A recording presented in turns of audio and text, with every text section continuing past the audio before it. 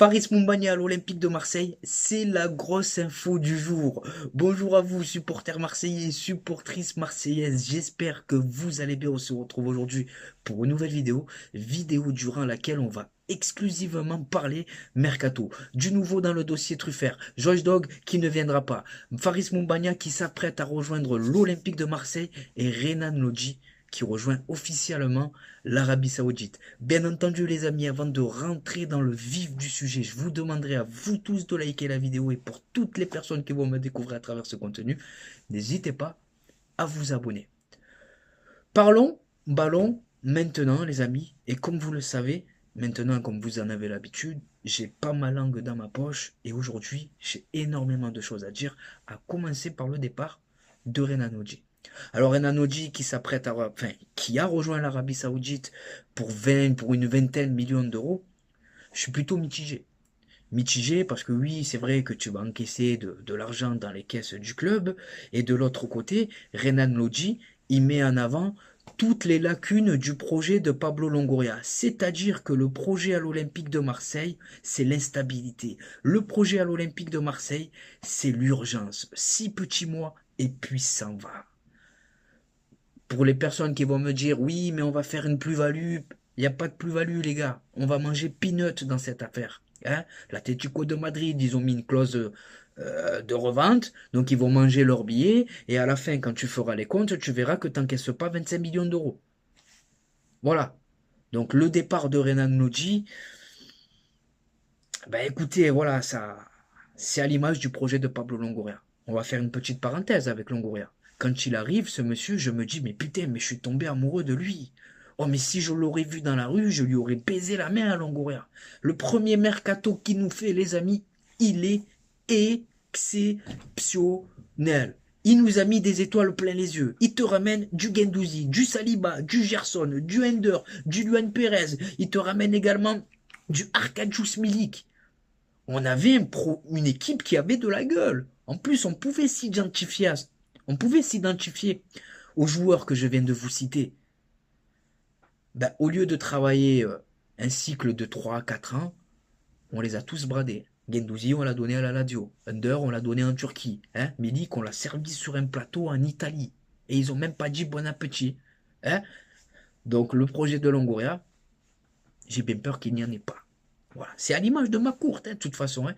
Quand tu as un propriétaire qui n'en a plus rien à foutre de son club, ben ça donne ce qu'on est en train de vivre. Tout simplement. Une saison qui s'annonce compliquée et usante psychologiquement, pardon. Donc voilà ce que je pense du départ de Renan Lodji, et par la même occasion, voilà ce que je pense du départ, enfin, du projet de Pablo Longoria. Hein. Il y a des choses de bien avec ce monsieur, mais il y a beaucoup aussi d'erreurs. Voilà. Parlons maintenant d'Ulysse Garcia. Alors, Ulysse Garcia, les amis, je le connais pas, il ne me connaît pas, j'ai pas envie d'être méchant, mais le fait de ne pas le connaître, justement, ça m'inquiète. Hier, j'écoutais le mec de RMC, ils étaient en train de se moquer de lui et de nous, frère. Le mec, il en croyait pas ses yeux. Et je, et je le comprends. Je le comprends parce que Ulysse Garcia, il joue en Suisse, voilà, championnat suisse. La Suisse, c'est un petit championnat. Et quand tu es au-dessus du lot là-bas, tu rejoins automatiquement l'Allemagne, l'Angleterre, l'Italie ou l'Espagne. Donc à 28 ans, le voir évoluer encore en Suisse, les amis, c'est pas un motif d'espoir, loin de là. Vous allez me dire que oui, mais il vient en tant que remplaçant, mais le remplaçant, il faut qu'il soit aussi bon que le titulaire. Hein. Parce que quand le titulaire il sera blessé ou il faudra le laisser se reposer, quand tu vas chercher ton remplaçant, il faut qu'il soit à la hauteur. Donc voilà, pour Ulysse Garcia, passons maintenant à Faris Moumbagna. Et dans ce dossier-là aussi, j'ai énormément de choses à dire. Permettez-moi de faire les présentations. Alors il évolue en Norvège. Il porte les couleurs du Bodo Glimt. Cette saison jusqu'à présent, c'est 15 buts, 8 passes décisives. On parle de lui comme un attaquant percutant, comme un attaquant des temps modernes, international camerounais. Mais il y a quelque chose qui m'intrigue en fait. Deux choses qui m'intriguent. Commençons par la première. On est en train de recruter des joueurs qui évoluent que dans des championnats de seconde ou troisième zone. Jean Onana, c'est la Turquie. Faris Moumbagna, c'est la Norvège. Ulysse Garcia, c'est le championnat suisse. Donc quelque part, ça nous montre à quel point il n'a pas d'argent dans les caisses du club. Parce qu'on ne peut pas recruter en Espagne, en Allemagne, en Angleterre, en Italie, et encore moins en France où on va te demander des millions et des millions d'euros. Donc Faris Moumbagna, l'autre chose qui m'interpelle, c'est que pour pouvoir compter sur lui, il va falloir qu'il finisse de jouer la canne. Donc Onana, c'est un remplaçant, Ulysse Garcia, c'est un remplaçant, et Moumbagna, va falloir qu'il attende de finir, enfin, il va falloir qu'il attende de disputer la canne. Donc concrètement, c'est factuel, on a recruté 3 joueurs, mais on n'a absolument pas renforcé l'équipe. On n'a pas recruté de titulaires. On est allé chercher que des seconds couteaux. Pourtant, le match face à Thionville et le match face à Strasbourg, ils ont mis en avant toutes les lacunes et toutes les limites de cette OM-là. Donc les remplaçants maintenant, c'est bien, ok, mais qu'on aille chercher, recruter des joueurs qui vont tirer l'équipe vers le haut, hein, qui vont vraiment apporter une vraie plus-value à l'équipe. Le mois de janvier, je vous l'accorde, c'est compliqué d'aller chercher des vrais bons joueurs de ballon. Mais le mois de janvier, tu ne dois pas te tromper. Le mec, tu le signes, premier match, il faut qu'il soit bon. Il faut qu'il apporte à l'équipe. On n'a pas le temps d'attendre que le mec il comprenne où il a mis les pieds, que le mec il s'acclimate au vélodrome. Non. Donc Faris Moumbagna, je tiens à préciser que malgré qu'il soit méconnu, j'ai envie de me dire que ça peut coller, ça peut matcher, ça peut donner quelque chose d'intéressant. Donc voilà pour ce que je pense de Faris Moumbagna. Enchaînant maintenant avec Giovanni Reina, qui serait pisté par l'Olympique de Marseille, et c'est un joueur qui me plaît, mais je vais apporter un bémol. Numéro 10, donc je le verrai en concurrence avec Emin Harit, voilà. Mais par contre, il a une sacrée réputation, ce joueur-là. Il a une réputation de joueur très difficile à gérer. Après, tu me diras qu'on disait la même chose de Guendouzi. Mais lui, il fait partie de cette génération dorée aux États-Unis avec Balogun et Pulisic. Donc il a disputé la Coupe du Monde au Qatar. Sauf que ça s'est très très très mal passé pour lui. Il a quasiment pas joué parce que toute son équipe voulait quasiment venir aux mains avec lui. Il n'y en a pas un qui pouvait se le piffrer. On lui reproche sa nonchalance, on lui reproche son manque de respect, on lui reproche aussi que ce soit un individuel au détriment du collectif. Autre fait intéressant, il y a aussi eu une grosse embrouille avec son ancien sélectionneur. Sa famille s'en était mêlée, c'était parti loin au point que l'entraîneur il se soit fait licencier. Donc Giovanni Reina, bien sûr que ça m'emballe, mais est-ce que ça vaut le coup de recruter un joueur qui peut foutre la merde dans un vestiaire si ça se passe pas comme il le souhaite? Je pense pas.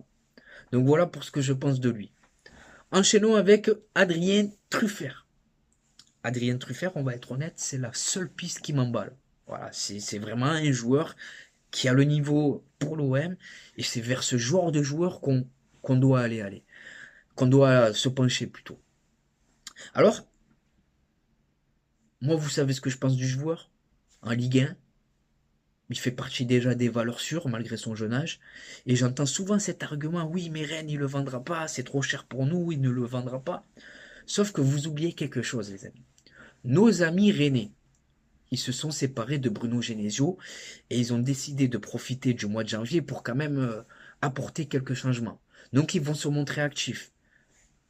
Ils vont acheter, mais ils vont aussi devoir équilibrer la balance. Donc ils vont devoir vendre des joueurs et sacrifier entre autres Adrien Truffert.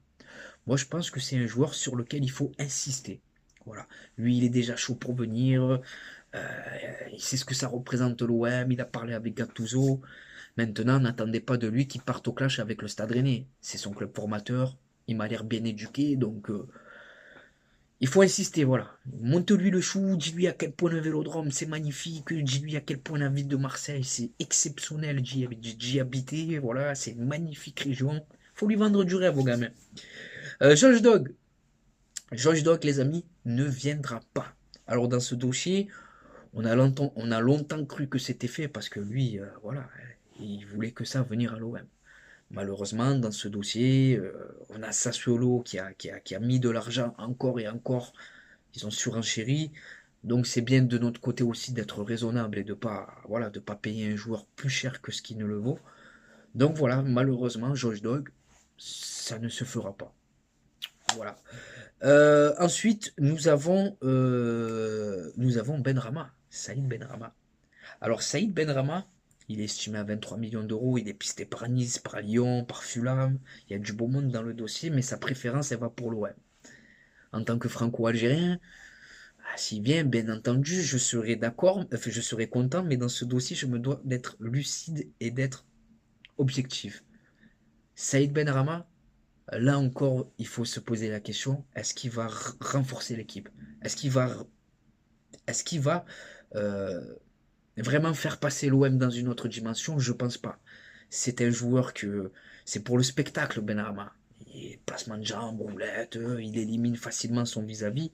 Par contre, c'est pas assez décisif et c'est pas assez tranchant. Alors, est-ce qu'il vaudrait pas mieux à ce prix-là, surtout se pencher sur d'autres profils? Je le pense. Donc voilà les amis pour ce que je pense de Saïd Benrahma. Dites-moi ce que vous en pensez dans l'espace qui vous est réservé en commentaire. Maintenant, écoutez, on va passer à l'instant réseaux sociaux. Je vais vous donner mes réseaux sociaux, voilà, comme je viens de le dire. Donc, ça me permet d'être beaucoup plus proche de vous, les gars. Ça me permet de savoir ce que vous pensez sur YouTube. C'est moi qui parle. Tandis que sur Snapchat, ça me permet de savoir ce que vous pensez. Sur Snapchat, je filme ma vie, les infos de l'OM. Les bons plans maillot, les gars, le bon plan maillot. 26 € le maillot de l'Olympique de Marseille. 10% de réduction avec mon code promo TPAMS. Il n'y a pas que l'OM, il y a tous les clubs, toutes les sélections nationales. Il y a les ensembles de survêtements, les maillots d'avant-match, les polos. Bref, ajoute-moi sur Snapchat Khalil-du-6 TPAMS13 et je te dirai tout ce que tu dois savoir. Ensuite, on a Instagram. Instagram, on est sur un contenu différent. C'est moi et ma grosse tête au vélodrome, devant le vélodrome, avec des joueurs que j'ai pu approcher en photo, en vacances notamment. Donc TPAMS13, on a Twitter, ou sur Twitter, je réagis à chaud sur l'actualité olympienne et sur l'actualité footballistique. Donc c'est TPAMS 13 13 13. Et enfin, pour conclure, on a TikTok où c'est touche pas à mon stade, tout attaché. Donc voilà les amis, c'est pour vous, c'est cadeau. Maintenant c'est à vous de jouer, c'est à vous de contribuer au référencement de cette vidéo en la likant, en vous abonnant et surtout en me disant ce que vous pensez de tout ça en commentaire. C'était Khalilé de Touche pas à mon stade. Je vous souhaite de passer une bonne journée ou une bonne soirée selon le moment où vous visionnez cette vidéo. Et n'oubliez pas les amis, notre virus à nous, c'est le web. Ciao les amis. Bon match à la famille. Et bonjour à vous supporters marseillais, supportrices marseillaises, j'espère que vous allez bien. On se retrouve aujourd'hui pour une nouvelle vidéo et pas n'importe quelle vidéo. 24 heures dans la peau d'un supporter marseillais et comme vous pouvez le voir, aujourd'hui le cadre il est tout simplement magnifique. Bien accompagné en attendant le match explosif qui nous attend de ce soir, Olympique de Marseille, Bayer Leverkusen. Donc au programme les amis, là on se rafraîchit, on s'hydrate bien entendu. Et juste après, direction le Vélodrome pour vous faire vivre l'ambiance exceptionnelle qui nous attend ce soir. Devant le stade Vélodrome, il y a une marée les gars, il y a une marée, c'est impressionnant. Le retour de l'Olympique de Marseille, quoi. Allez l'OM les gars, tout simplement. Légende olympienne les amis, monsieur Charles de Bonneau. Et regardez les amis comme il est accueillant, fait la photo avec tout le monde. Hein. Normal. Un mot pour le mercato. Le mercato, pour l'instant, est extraordinaire. On peut faire confiance aux dirigeants. Oui. Ce qu'il y a de certain, c'est qu'il y a d'autres joueurs qui vont arriver. Oh, merci, merci. Et encore merci pour tout ce que tu as pu faire pour l'Olympique de Marseille. C'est normal. Exceptionnel les gars. La légende de Charles de Bonneau avec une grosse info mercato. Et là, il n'y a rien frère. Info mercato carrément. Il a annoncé 2 grosses arrivées encore les gars, vous l'avez entendu. Les amis, c'est là que tout se passe. C'est là que tout se passe les amis. Le Vélodrome. De retour à la maison les gars. Exceptionnel.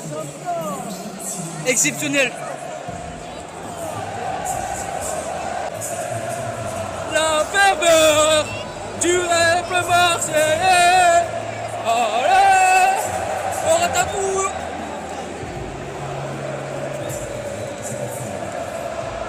On est posé les amis, on attend patiemment que le match démarre, comme vous pouvez le voir.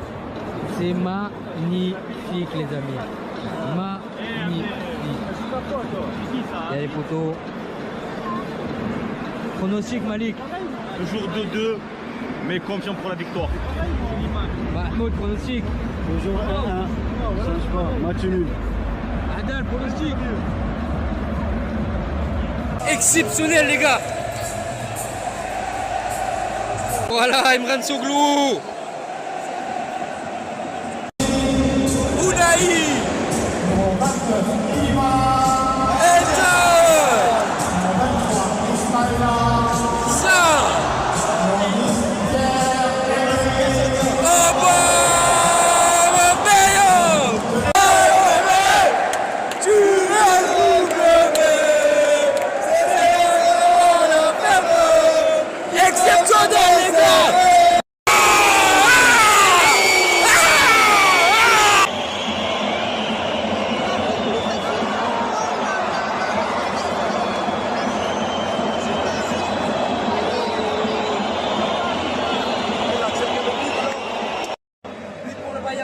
Les amis, apparemment, c'est peut-être une faute de Paul Lopez, à voir.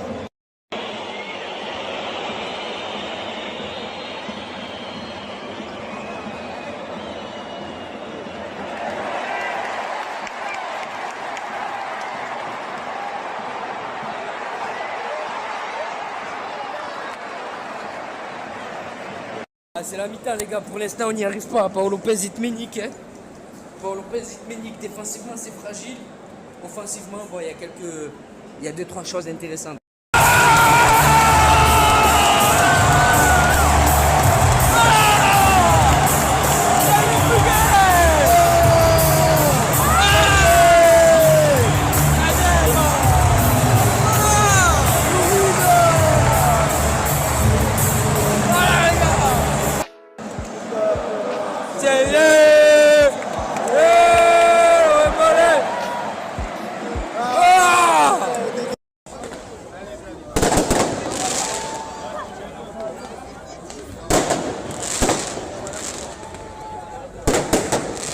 Sur l'âge des joueurs.